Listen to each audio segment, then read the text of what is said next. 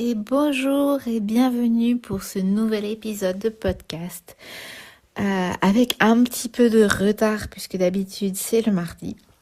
Mais j'avais besoin de temps pour reprendre la trame des podcasts habituels après notre série du mois d'octobre, notre série spéciale. Bienvenue du coup dans ce podcast Reconnexion Essentielle. Un podcast qui t'aide à ramener de la clarté et de la sérénité dans ta vie et dans ta famille. Je suis Stéphanie Vincent, coach, accompagnante pour les parents et les enfants. Je suis maman de 6 enfants, ancienne prof des écoles en pause. Et du coup, je te propose chaque semaine d'explorer ce qui compte vraiment pour toi, tes essentiels, avec des mots simples, des images qui parlent et des petits pas concrets pour avancer. Allez, respire, prête, c'est parti pour ce nouvel épisode. Et je suis très heureuse aujourd'hui de te retrouver et de parler en fait du coup avec un petit peu de retard, 3 jours de retard, mais finalement c'est un peu assez symbolique parce que je voulais vous parler des émotions. Et alors que la vie justement me rappelle que tout ne se passe pas toujours comme prévu, voilà, des fois c'est comme une belle mise en pratique du thème du jour. Là j'avais beaucoup d'émotions, à vous parler des émotions, à vous préparer après avoir vu les valeurs, les besoins, à préparer cette série d'épisodes sur les émotions. J'avais beaucoup de choses à vous partager et j'avais vraiment l'envie de bien faire, de trouver la manière de faire. Et il me l'a fallu prendre du temps du coup. Donc déjà pour démarrer, j'aimerais vous rappeler de mon image du départ sur le tabouret à 3 pieds. En fait, donc c'est un tabouret que j'avais dans mon enfance chez mon parrain. Et en fait, pour s'y asseoir, il faut bien faire attention d'être bien stable sur chaque pied. Donc il y a 3 piliers, en fait, ils représentent vraiment notre équilibre intérieur avec 3 piliers essentiels. Nos valeurs, qui sont notre base, ce qui nous donne du sens à nos actions. Nos besoins qui nourrissent ces valeurs au quotidien. Donc en fait, c'est un peu comme des appels en fait. On les nourrit et du coup, si ça coïncide avec nos valeurs, si on nourrit bien nos besoins, eh bien, on va se sentir bien, satisfait. Et en général, tout roule quand on fait ça. Et aujourd'hui, je voulais du coup qu'on pose ensemble le 3e pied, celui des émotions. Parce que voilà, un tabouret à 2 pieds, ça ne tient pas debout. Et nos émotions, elles sont essentielles à associer avec nos valeurs et nos besoins. Parce que pour moi, c'est ce qui relie nos valeurs et nos besoins à ce que nous vivons concrètement chaque jour. Elles sont le pont vivant, entre l'intérieur de nous et l'extérieur. Entre ce que je ressens, ce que je pense et ce que je fais. Donc dans cet épisode, j'ai envie de vous inviter du coup à redonner leur juste place à vos émotions. Et ni de les fuir, ni de les laisser exploser. Voilà. Je vous avais dit dans les premiers épisodes que c'était des messagers. Et du coup, je t'invite vraiment à voir les émotions comme un messager bienveillant. Voilà, une émotion qui arrive, c'est un messager bienveillant. Il n'y a pas d'émotion positive ou négative. Il y a des émotions agréables ou désagréables. Mais elles sont toutes porteurs d'un message. Et qui est pour toi, qui est pour, soit pour te protéger, soit pour te permettre de t'épanouir, te permettre d'avancer quand c'est agréable. Et quand c'est désagréable, c'est souvent une protection. Et du coup, c'est toujours bienveillant. Du coup, en fait, moi, ce que je trouve important, c'est déjà de les accueillir comme cela. Et aussi de leur offrir un cadre sécurisant pour qu'elles puissent s'exprimer sans nous submerger, euh, tout en restant maître en fait. Vous voyez un peu, si on est assis sur le tabouret, il y a le pied des émotions qui arrive et qui tremble, et ben en fait c'est quand même nous qui allons maintenir ce lien entre nos valeurs, nos besoins et nos émotions qui arrivent pour nous mettre un message. Et on veut pas en fait se faire renverser et tomber. Du coup, voilà, ce premier pas, donc les émotions, c'est des messagères à écouter et pas à juger. Voilà, donc en fait, j'en ai déjà un peu parlé, un peu des émotions dans la série spéciale, quand je vous ai parlé du fait que j'avais pu ressentir deux émotions qui paraissaient contradictoires, à la fois de la joie et de la tristesse en même temps, et que dans ce passé, ça m'a appris du coup à vivre, qu'il était possible de vivre deux émotions en même temps. Donc voilà, donc je rappelle du coup, il n'y a pas à juger, elles ne sont ni bonnes ni mauvaises. Et c'est simplement des signaux, voilà, des informations précieuses, parce qu'elles viennent de notre intérieur, c'est ce que nous vivons à l'intérieur de nous. Elles nous parlent de nos besoins. Voilà, souvent quand un besoin n'est pas nourri, on ressent, quand on a besoin est nourri, on ressent de la joie, de la paix, de la gratitude. Et quand un besoin ne l'est pas, une émotion plus inconfortable apparaît, de la colère, de la peur, de la tristesse, le dégoût. Et voilà, on dit qu'elles sont négatives, mais en fait non, elles sont pas, c'est pas nos ennemis. Elles sont vraiment, voilà, pas agréables. Elles sont là pour nous avertir et nous inviter à écouter. Elles disent simplement, attention, quelque chose en toi a besoin d'attention. La colère, par exemple, peut nous signaler un besoin de respect, nous signaler que là, on ressent une injustice. La peur, un besoin de sécurité, de se mettre en sécurité. La tristesse, un besoin de lien ou de réconfort, de passage à autre chose aussi. La joie, elle nous montre ce qui est juste et nourrissant pour nous, ce qu'on a envie d'intégrer et on a envie d'avancer avec ça. Voilà. Et je développerai plus tard. Et voilà, bon, en gros pour ces quatre-là. Et pourquoi c'est essentiel d'offrir un cadre sécurisant. Je vous ai parlé du besoin du coup de sécurité, de cadre, qui est le deuxième dont je vous ai parlé. Et du coup, c'est essentiel d'en fournir un aussi quand on accueille nos émotions. Donc accueillir nos émotions, oui, mais les laisser exploser sans un cadre, non. Voilà, parce que sans ce cadre sécurisant, une émotion peut vite devenir dangereuse. Elle peut se bloquer dans notre corps, s'amplifier dans la tête et se transformer en geste ou en parole dangereuse ou qui blesse. On le voit forcément dans la colère. On peut le sentir aussi dans la peur, parce que souvent on a envie de s'échapper, tout ça, puis les gens comprennent pas pourquoi on s'en va, pourquoi on n'agit pas, etc. Mais aussi dans la joie. On peut partir dans un extrême et finalement de faire des gestes même trop dangereux pour nous, parce qu'on fait pas attention à ce qu'il y a à l'intérieur. On voit les enfants qui vont bondir de joie partout et puis ils vont pas avoir la voiture qui arrive parce qu'eux ils sont en train de sauter de joie partout et qu'il y a la route à côté et qui déborde un peu. Voilà, bon, c'est un peu les extrêmes, mais vous comprenez l'idée. Et du coup, cette idée, ce n'est pas de tout contenir en fait pour se protéger, ni de tout lâcher non plus. C'est juste d'apprendre à écouter, à accueillir et réguler. Et ça, c'est vraiment dans ce que moi je ressentais déjà, mais ce que je confirme aussi avec la formation que je fais, que c'est quand on travaille avec nos 3 dimensions, le corps, le cœur et la tête. Donc c'est un peu ce que je vais vous inviter à faire, de travailler pendant ces différents épisodes sur les 3 portes d'entrée pour comprendre nos émotions.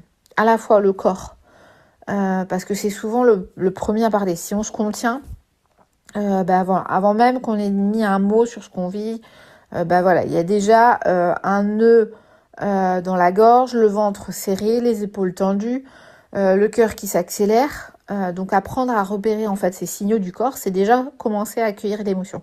Et souvent on prend pas le temps. Donc si on contient, ça c'est même voilà des mots plus importants au niveau du corps qui arrivent. Et donc la petite pratique par rapport à ça déjà, c'est de respirer, de prendre une grande inspiration quand on sent qu'il y a quelque chose qui commence à se bloquer en nous, à s'accélérer, à être désagréable. On prend une grande inspiration. On souffle forcément et pendant ce temps-là, pendant qu'on prend ce retour sur soi, on observe simplement ce qui se passe dans son corps maintenant. Où ça bouge, où ça résiste, où ça fait mal, où c'est désagréable. Sans juger, juste sentir. Voilà, déjà petite chose pour voir d'où vient l'émotion, où on la ressent dans le corps.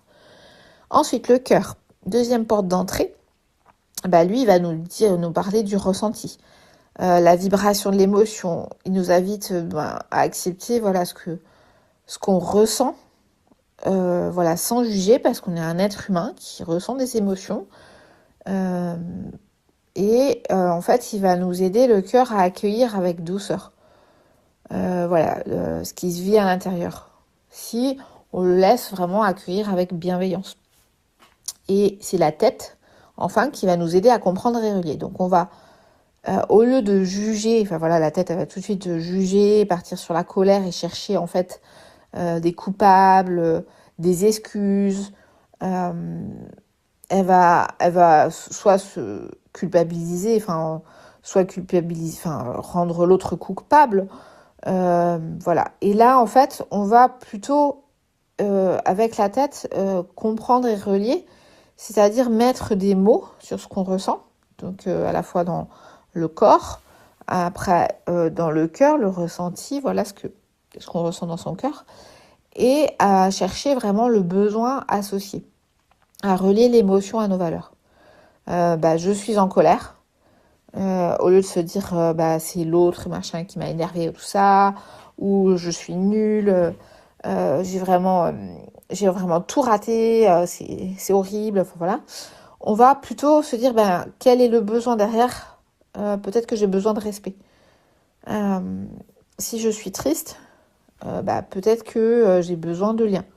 J'ai besoin d'amour des autres que de...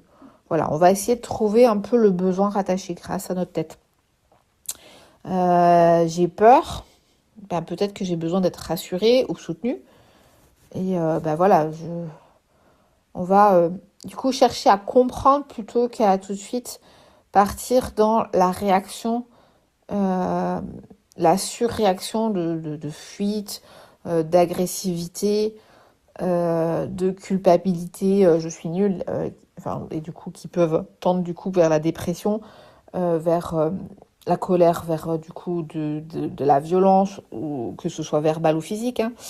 Et la peur, la mise à l'écart et le fait de reporter, de procrastiner, de rater des choses, etc.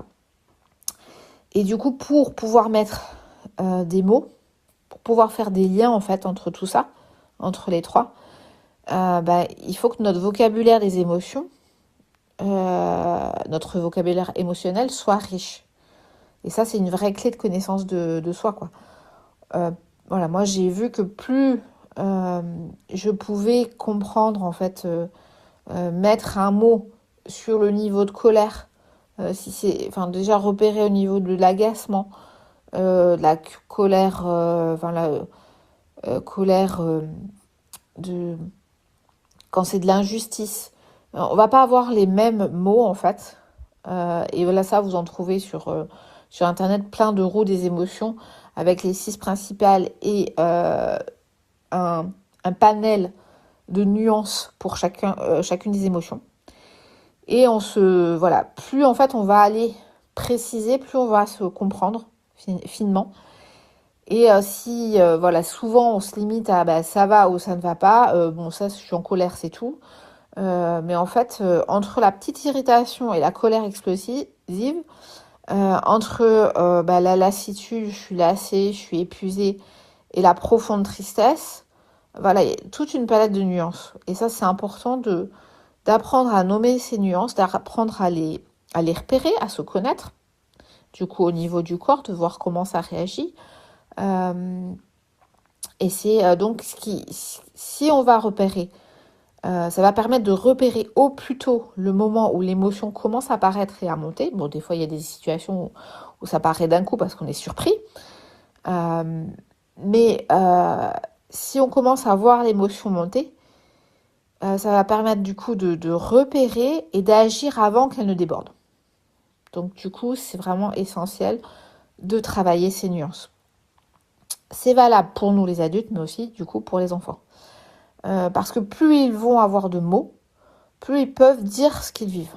Et ça, on peut travailler du coup en maternelle, on travaille déjà les 6 émotions de base.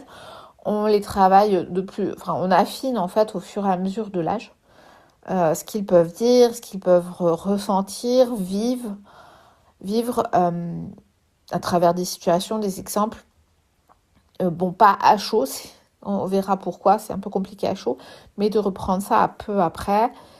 Et du coup, plus nous avons les mots, plus les enfants ont les mots, plus ils peuvent dire ce qu'ils vivent en fait dans ces moments-là. Moi, on a besoin de l'exprimer par des cris, des colères ou des fermetures. Voilà, ça va permettre à la prochaine émotion qui va arriver d'être vécue différemment. Et du coup, ça permet donc de créer un cadre tout doucement pour soi et ses enfants, par petits pas. Voilà. Voilà, ce travail, du coup, ce que je vous propose sur les émotions, il est doux parce qu'il va permettre de mieux se comprendre soi-même, en tant qu'adulte, parent. Et il va permettre aussi de transmettre par l'exemple. Parce que les enfants, ils apprennent bien plus parce qu'ils voient que parce qu'ils entendent. Donc là, on va pouvoir coupler les deux, leur donner des clés, mais aussi, en fait, si nous, on arrive à mieux gérer nos émotions, en fait, ils vont mieux les gérer. Quand ils nous voient accueillir une émotion, prendre une bonne respiration, poser des mots, ils comprennent que c'est possible d'être en colère sans taper, sans dire des mots durs, sans envoyer tout valser ou envoyer dans la chambre, être injuste. Ils comprennent que c'est possible d'être triste sans se refermer, sans tout garder pour soi. Ils comprennent on peut être joyeux sans s'emballer jusqu'à s'épuiser, sans tout oublier autour, mais d'être dans le partage serein. Alors oui, accueillir les émotions, c'est essentiel. Mais c'est tout essentiel de montrer comment les réguler. Comment les traverser avec respect pour soi et les autres. Du coup, je t'invite aujourd'hui déjà, quand tu ressens une émotion qui arrive, je t'invite à la respiration consciente, de prendre 1 minute, voilà. Par exemple maintenant, ferme les yeux si tu peux, respire profondément et observe simplement ce qui est présent en toi. Si dans la journée il y a eu une émotion, essaye d'y repenser, ou si maintenant il y a une tension, une émotion, une pensée liée à une émotion qui te traverse, et tu respires. Juste observe.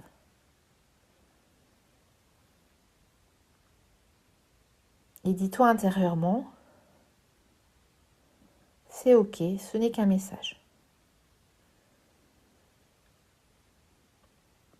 Ensuite, remercie ton corps, ton cœur et ta tête. Voilà, de t'envoyer ces signaux pour t'aider à te comprendre un peu mieux.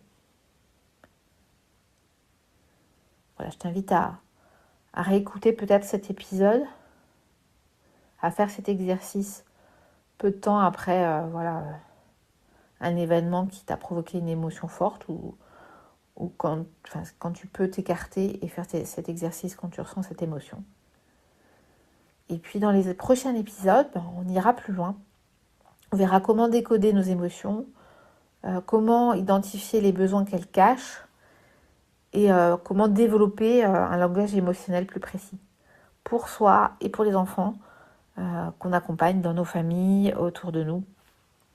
En attendant, bah voilà, je te souhaite de prendre soin de toi, de tes émotions. Écoute-les, comme on écouterait finalement un ami venu nous parler. Elles ne sont pas là pour te faire du mal, elles sont vraiment là pour te ramener à ce qui est vivant en toi. Donc n'oublie pas aussi que je suis disponible vraiment pour déposer tout ras-le-bol, tout trop plein d'émotions, toute difficulté dans ta vie autour d'un échange ensemble. Je te mets le lien Calendly que je mets depuis ma série spéciale là, jusqu'à fin novembre. J'offre 45 rendez-vous ensemble pour faire le point. Et voilà, il reste des rendez-vous à prendre, donc n'hésite pas. Et à la semaine prochaine pour la suite, pour apprendre un peu plus sur ces émotions.